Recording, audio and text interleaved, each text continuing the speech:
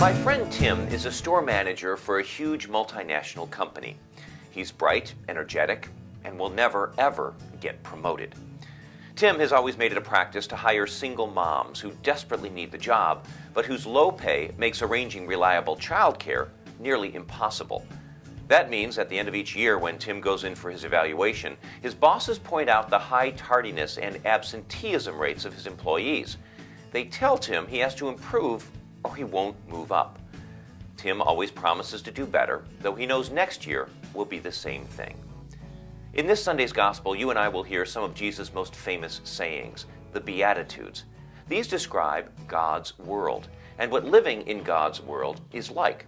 In God's world, there are a lot of people like Tim, who'd rather help single moms than use them as stepping stones on a career path.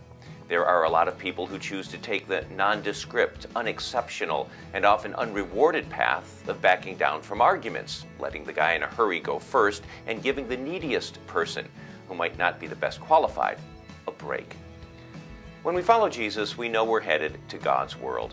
We find, like Tim, that it's a world where making names for ourselves, increasing our social stature, climbing the ladder, padding the bank account, and putting ourselves ahead of others all seem to fall short of the much more fulfilling activities of forgiving, accepting, reconciling, and deeply connecting with a God and a world that were meant for each other. How might you and I live with more intention into God's world? How might we reevaluate some of our goals and see how they might more closely align with God's world? How might we begin to show others that God's world is our true home?